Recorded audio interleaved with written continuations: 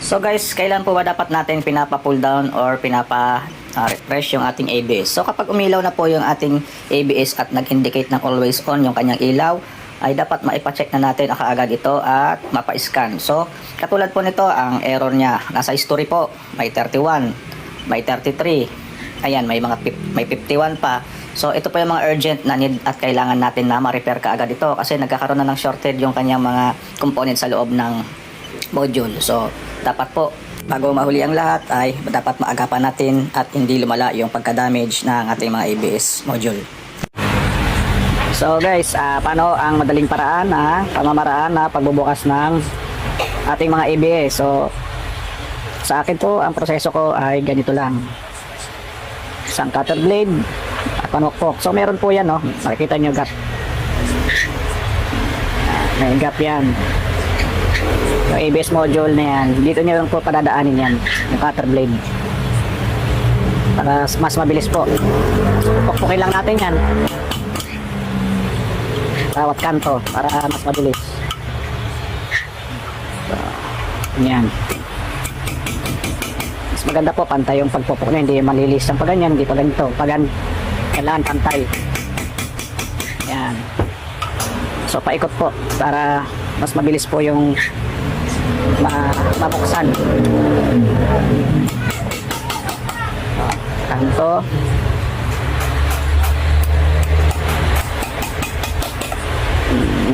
So hindi pa yan nabubuksan, ngayon lang po ito mabubuksan. So binuksan po natin kasi nakita natin sa kanyang history na kailangan na talaga urgent sa buksan dahil meron siyang mga possible na nag-shorted na component. Capacitor, resistor, yan po. So ayan na, positive. Napasukan na ng brake fluid yung kanyang module. So lilinisan natin yan at yung mga bearing, carbon brush at piston kung kailangan papalitan natin. So guys, tuturo natin yung tutorial para magbilis na pagtanggal nitong ABS motor. So tinanggal na agad natin yung tornilyo para mabilis natin magpakita yung video. Gagamit lang po kayo ng blade cutter. So yung blade cutter padadaanin nyo dito. Yan, tapos pitkin yung ganyan hanggang sa mag-slide siya para yung beta gray or yung pandikit na nilagay dito ay madaling matanggal. So dapat mabilis siyang aangat kapag kalimbawa natanggalan natin yon at nahiwa na yung kanyang pandikit. So ayan, pag paikot yung ipasok yung blade cutter, pwede nyo gumamit ng bread knife. So pag naipasok nyo yan, same din, paikot, saluin nyo yan. Then gamit kayo ng flat screw at pwede nyo na siyang iangat dahan-dahan. Pag naangat nyo siya dahan-dahan, paikot din para balance yung pag-angat. So bukas, ayan po, yan. So guys, yan po pagtanggal ng ABS motor. Susunod po, pagpalit ng bearing, pagpalit ng carbon brush. So guys, paano paghiwalayin o tanggalin yung ABS motor sa kanyang bahay? So papaghiwalay natin yan gamit kaya ng blade cutter. Tanggalin natin yung pandikit niya sa gilid. Yan, hihiwain lang natin or padadaanin natin sa gilid. Yan, para tanggal yung kanyang pandikit kasi mahirap iangat yan kapag nakadikit pa rin yan o naka-intact pa rin siya. So pagkalimbo natanggalan natin yan, gamit tayo ng tools na side cutter. Lagay natin dyan. So mga basic na paraan lang yan para matanggal na mga simpleng tools lang sa shop natin. So batilyo, pamukpok. Lagay natin doon sa side cutter. Pakpok, ayan na po siya. So nakikita natin yung kanyang carbon brush kung okay pa. Tapos mapapalitan natin yung bearing. So guys, naituro natin yung pagbabaklas ng pagtatanggal ng bearing. So ituturo ko naman sa inyo kung paano mag-install ng bearing dito sa motor ng ABS. So nakagawa din tayo ng bagong carbon brush na install natin. So ipapasok natin dahan-dahan, careful para hindi bali yung carbon brush. So pag naipasok na natin yan, tandaan natin ito, kailangan maibalik natin sa dating posisyon niya. Kasi ang ginawa natin dyan, kung nasubaybayin yung ginawa natin dito is pinalubog natin para umangat siya. Ngayon ibabalik natin siya. So gagamit lang tayo ng kahit anong sakit para pumasok dito. Pag pumasok na yan dyan, i-press nyo po yan ng dahan-dahan para bumalik po sa dating posisyon. So mayroon po siyang clearance na 3 to 5 mm. So dahan-dahan lang para ma-check natin kung bumalik na. So yan, naibalik na natin. So halimbawa sumobra yung pag-press nyo, wala po kayong pag-aalala kasi pwede nyo mong ipitik-pitikin yan.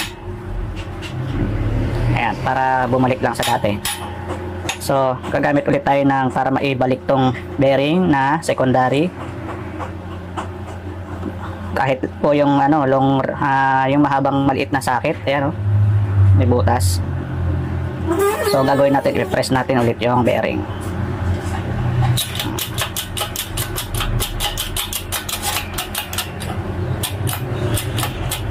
So dahan-dahan lang, check natin kasi meron po yung palatandaan kung hanggang saan lang. So makikita natin may overlap, pag may overlap yung shaft. So pantay lang yan doon sa inner side ng bearing, yung overlap side. Katulad yan, hihinto na natin kasi sumakto na siya doon sa overlap ng shafting na pinagkakabitan ng bearing. So nilahin natin yung bahay para pumasok gitna yung bearing. Saan natin install ngayon yung primary niya na maliit na nasa labas ng outer side na bearing. So paano natin kinakabit yan? So para mag-stop, gagamit naman tayo ng ganitong na pang press para hindi siya dumiretso pagka press. Kasi pag ito yung ginamit mo, wala na stopper yan. Nilagay mo yan, lulubog na masyado. So dito, flat lang para kahit na sumobra ka ng kaunti, hindi siya lulubog. Mag-i-stop na lang siya yan. Pagka press mo at hindi na siya lumulubog, tigilan mo na. Yan tigilan mo na yan kasi ibig sabihin flat na yan. So napakaganda ng papalit natin ng bearing na yun, smooth lang. Okay, susunod sa installation nito. So after natin na ilagay yung bearing, ipapasok na natin sa bahay. So may kita nyo itong pin na to para hindi kayo malito. Mayroon pong palatandaan yan, may pwede kayong gawing marking para pag sinalpak nyo siya, tatama agad doon sa kanyang sakit. So ito po, sentro, dapat sentro dito sa pinakatungkil ng motor. Ayan, so sentrohin mo. Ayan, dapat sentro dito. So kung paano nyo siya kinuha, nakaplat yung nakapantay dito, same thing, pag bunot nyo, pantay din yung paglapat ng kanyang ABS motor. So ayan guys, dapat ganyan, lalapat. So kailangan nakaplat siya, flat surface niya.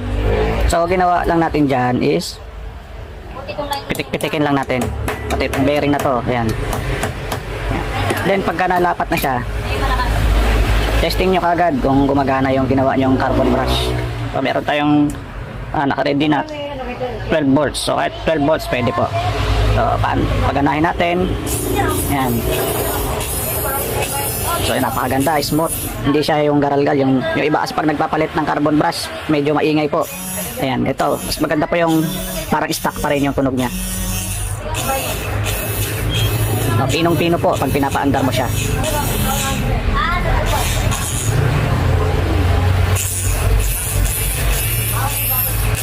So yan po.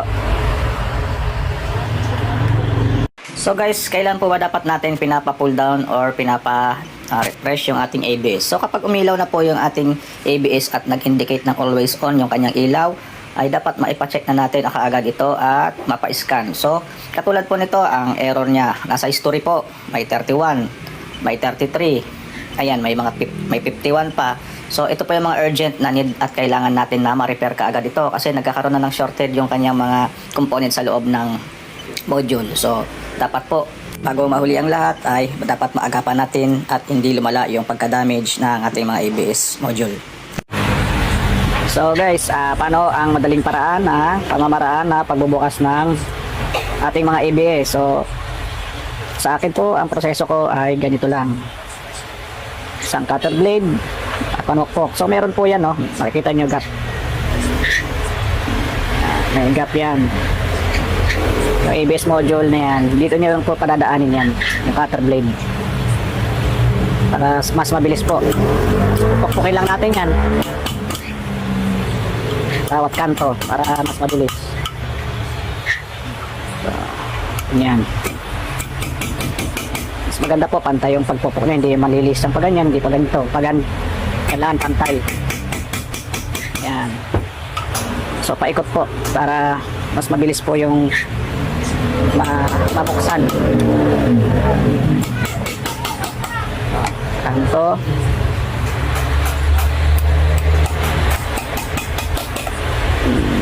So hindi pa yan nabubuksan, ngayon lang po ito mabubuksan.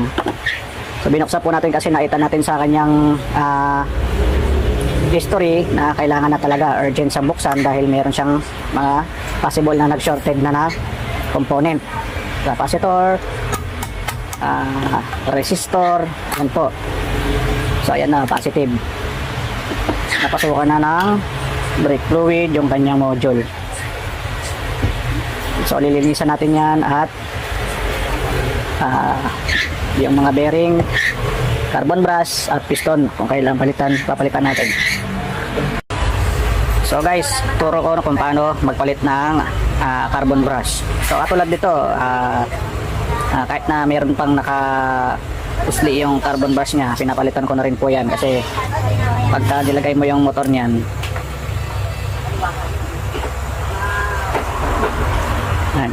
nakikita mo lubog na siya.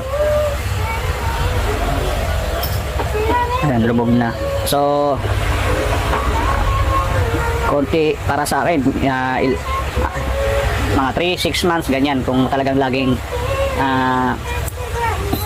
nagagamit yung ABS mo, lalo na kung malubak sa lugar ninyo. So para sa akin po, pinapalitan ko na rin yan kapag nabuksan na po yung motor at magpapalit ng bearing para mas matagal niya ulit magagamit yung kanyang ABS. So ayan, tinatanggal natin yung spring, no? So paano matanggal natin? May gamit po tayo, ayan, forceps o tinatawag na tweezer. Ayan, may tweezer kayo, daanin nyo lang doon para makungkab yung spring. Ayan, pero nakuha nyo yung spring, yun na siya.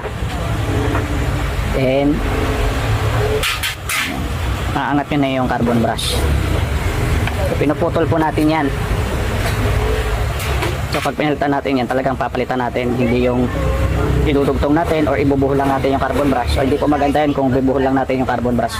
Kailangan palitan talaga natin yan. So yan. So guys, mga nagtatanong kung anong klaseng carbon brush po yung ginagamit natin. So wala po akong mabibili.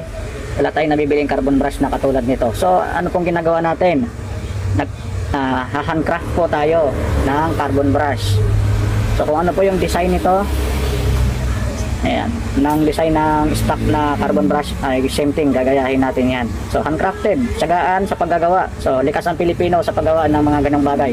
Tayo po ay matsatsaga, kaya ang paggawa natin sa mga ganitong minsan sa pagre-repair ay tsagaan talaga. So di ko na po papakita kung paano natin gagawin yung pag-handcraft. So maraming paraan, so isipin nyo na lang po. Basta ang mahalaga po, magaya natin yung sukat nito, stock ng carbon brush, kahit gaano pa kalaki yan, basta same ng materials na ganito na carbon brush. So wag yung mga sobrang lambot na carbon brush na gamitin kasi baka isang buwan mo lang magamit yung ABS motor mo. So marami pong mga klase na mga ganda ng carbon brush. So yung atong ginagamit po, ito yung magandang klase na carbon brush. So yung tinatawag na carbon brush na heavy duty. So yun po. So guys, ayan na po yung carbon brush na pinalit natin. So ayan, dapat pagka nagkakaroon nailagay niyo yung carbon brush, maganda yung play nya. Napakalambot, smooth, naglalaro. Ayan, para pagka umikot yung motor, swabe lang. So hininang na natin siya doon sa pin. So ihinang lang po natin. Ayan, ayan, napaka smooth niyan. So ipapasok na lang natin yung motor. at papalitan ng bearing. So pagpalit ng bearing, tututuro ko pa din po sa inyo kung paano ang pagpapalit ng bearing. So guys, paano pagtanggal ng bearing? So napapansin nyo yung bearing, hindi natin mababaklas yan dahil walang clearance dito para ma-press natin pull out natin yan. So tutulak natin itong side na to sa ilalim, yung sa bottom nya na pinaka shaft ng motor na to. So gagamit ulit tayo ng pamukpok dito. So ayan, dapat nakasentro yan dito sa top.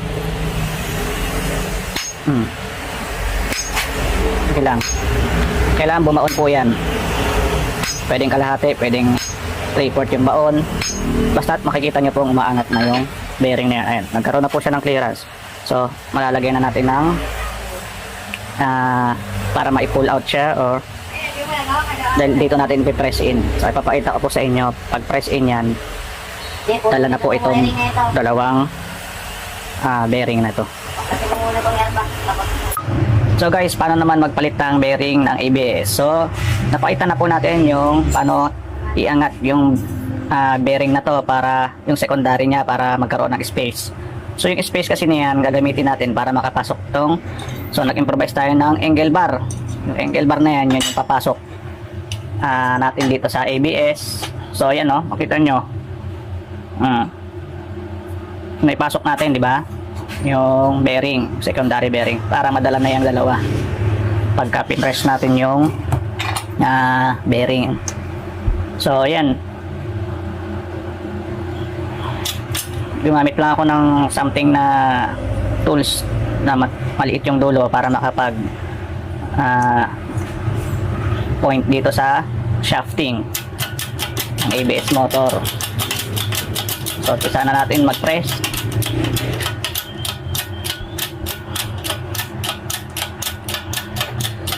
So pag na-press po yan, alalayan nyo siyempre sa baba kasi malalaglag yung motor. So sayang pagka bumagsak yan. Yun. So ayun na po, tanggal na yung bearing. So makikita nyo yung carbon brush nya. Yan, pwede nyo palitan yung carbon brush. Mas madali kayo makapagpalit ng carbon brush kapag wala yung kanyang motor. So ayan, So next na step natin, paano magpalit ng carbon brush.